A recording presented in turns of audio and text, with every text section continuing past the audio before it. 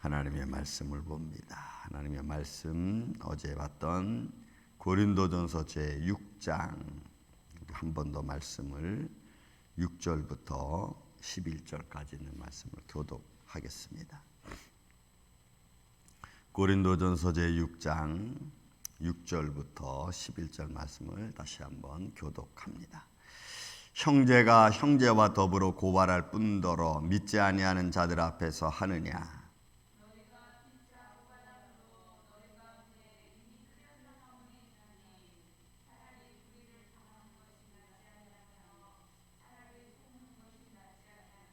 너희는 불의를 행하고 속이는구나. 그는 너희 형제로다.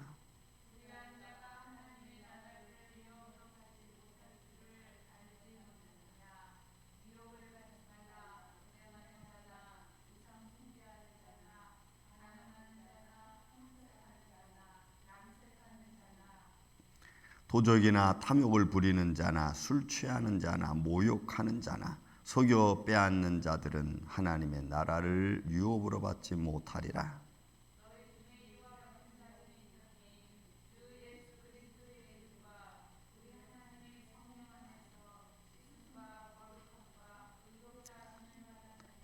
아멘. 자, 형제 중에 다툼에 대한 이야기를 계속해서 바울은 지금 우리에게 들려주고 있습니다. 형제 간에 다툼이 있었을 때 그 다툼이 무엇으로 말미암았느냐, 그리고 그것을 어떻게 해결하는 것이 좋으냐라고 하는 이런 질문은, 또 이런 현장은 우리의 일상생활이죠, 사실은. 근데 우리 일상생활 속에서 우리가 늘 잊고 살아가는 것 중에 하나가 뭐냐면 우리 자신에 대한 유익입니다. 여러분, 오늘날은 우리가 너무나 잘 알듯이 자기 상황에 유익이 되면 옳은 것이고 또 자기 삶에 유익하지 않으면 해로운 것이라고 생각하는 현실판 포스트 모더니즘 사회입니다. 이런 사회 속에서 믿음의 마음을 갖고 살아가는 것은 결코 쉽지는 않습니다. 하지만 우리 믿음의 사람이 구체적으로 마음속으로 결정하고 또 마음으로 믿고 흐트리지 말아야 될 것, 그것이 바로 다툼을 통해 나타나는 삶의 문제들입니다. 한번 말씀 계속해서 보겠습니다. 자, 너희는 지난 시간에 너희는 앞으로 천사를 판단할 것을 너희가 생각지 못하느냐, 하물며 우리가 3절에 나와 있는 말씀처럼 하물며 이 세상 일이랴, 그러니까 굉장히 작은 일, 하나님의 나라의 큰 일, 그리고 세상의 일, 하나님의 나라 일에 비한다면 이 세상 일은 보잘것없고 아주 작은 일이라는 거예요. 내 작은 감정 하나가 분란을 일으키고 내 작은 감정 하나가 때로는 소란을 일으키고 또 금방 분위기를 바꾸게 만들어버리는 그런 일들이죠. 그런 것들은 여러분 우리가 조금 참고, 아니면 좀 성질을 좀 낮추고, 아니면 우리가 말하는 톤을 좀 바꾸고, 이런 많은 그런 변화의 현장을 통해서 우리의 삶이 복잡하게 되고 때로는 단순하게 되고 그렇지 않습니까? 그런 것에 관하여 오늘 다시 한번 또 말씀을 들려줍니다. 6절, 형제가 형제와 더불어 고발할 뿐더러, 여러분 고발할 정도로, 너와 나와의 관계성 속에서 고발할 정도가 되면은 아주 격해진 거죠. 격해지면, 우리는 격해지면 이러죠. 나 너 다시는 안 봐, 뭐 이런 거. 아니면 내가 저 사람 더 볼 필요성이 뭐가 더 있겠느냐 하는, 이런 어떻게 보면 좀 아주 굉장히 다친 마음으로 형제를 갖다가 아주 그냥 막 무시하고 형제를 갖다가 완전히 죽게 만드는 이런 현장들. 저는 우리 생활 속에서 가장 좀 뿌리 뽑아야 될 것 중에 하나가 뭐냐면 사기꾼들 같습니다. 정말 사기꾼들은 우리가 서로 막 좋은 척하고 막 서로 좋은 관계를 갖다가 결국은 사기를 쳐서 한쪽 편을 완전히 몰살시켜버리는 거죠.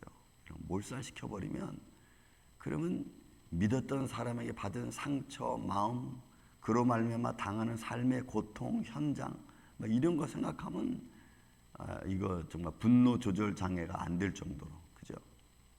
막 뒤로 넘어가 버리죠. 근데 이게 형제와 더불어 삶을 살다가 이게 고발하는 문제가 생기면 이거 아주 굉장히 난처합니다. 그런데 더불어 잘 믿었던 사람들이, 또는 믿음의 신앙을 가진 사람들이 그런 관계가 드러나서 그것이 믿지 않는 사람들 앞에까지 가버리면, 그러면 이제 이거 무슨 문제가 생기냐면 하나님의 권위가 떨어지는 문제가 생겨요. 하나님의 권위만 떨어집니까? 내가 가진 믿음은 아무것도 아닌 것처럼 돼버리는 거예요. 그러면 그 믿음의 권위 떨어지지, 또 그 믿음을 받으시는 하나님의 권위 떨어지지, 교회의 권위 떨어지지, 뭐 다 떨어지는 겁니다.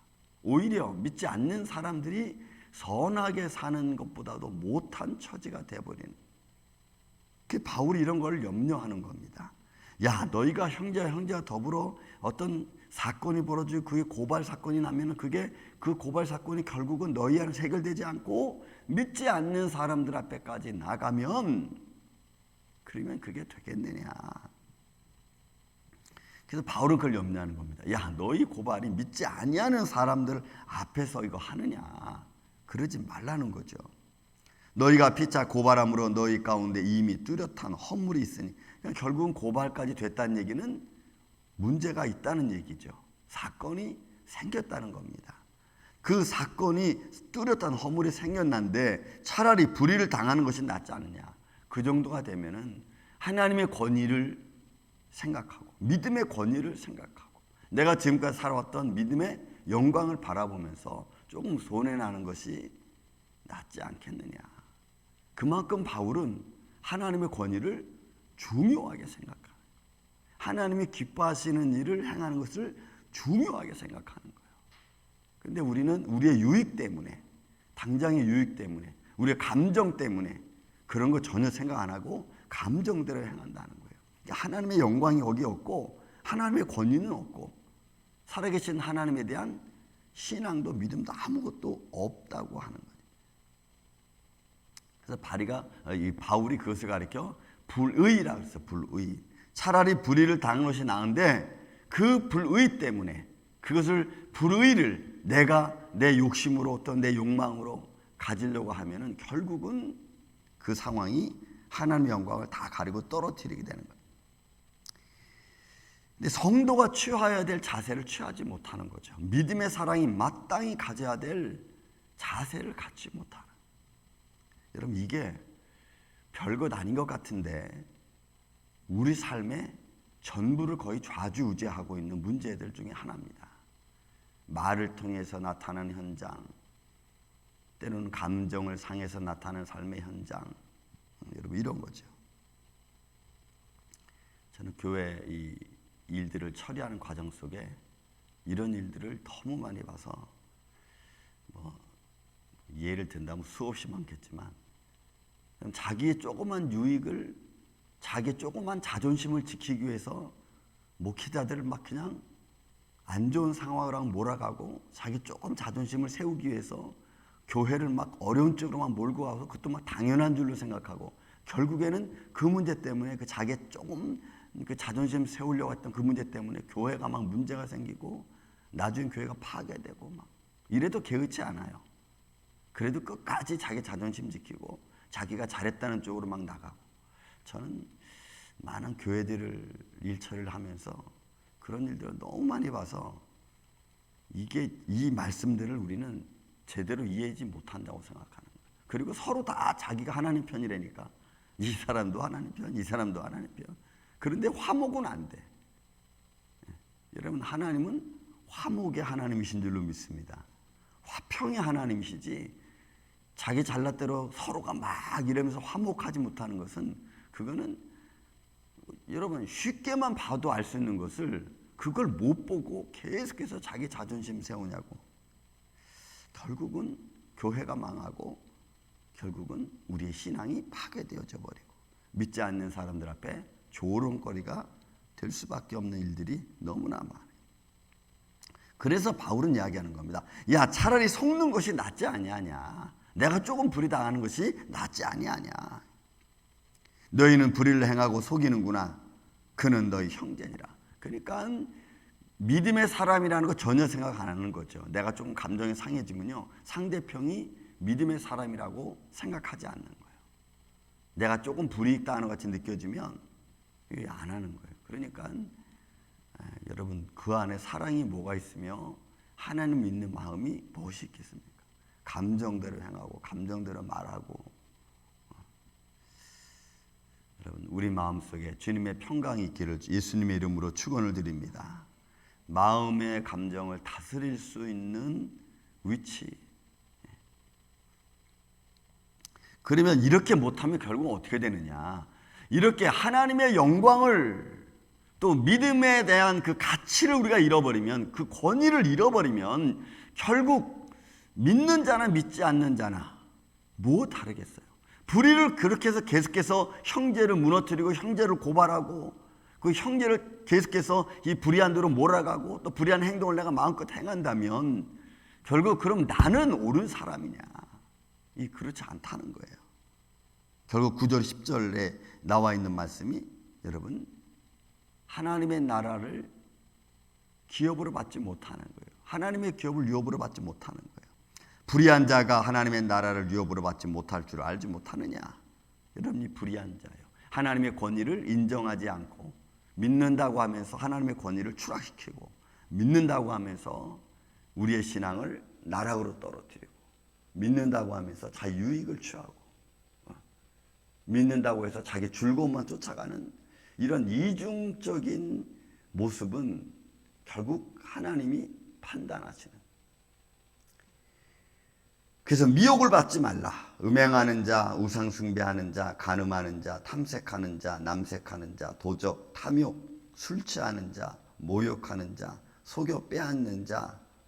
여러분 이게 우리 일상생활 문제들 아닙니까? 결국 우리 행위로나 몸으로나 그 어떤 것으로도 하나님을 믿지 않는 행위를 계속해서 하는 자들은 이건 계속해요. 이거 끝나지 않고 계속해서 나가는 자들은 결국 하나님의 나라가 유업되지 않아요. 여러분 우리는 하나님의 자녀고 하나님의 자녀들은 반드시 하나님 나라를 유업으로 얻는 그런 삶을 사는 거죠.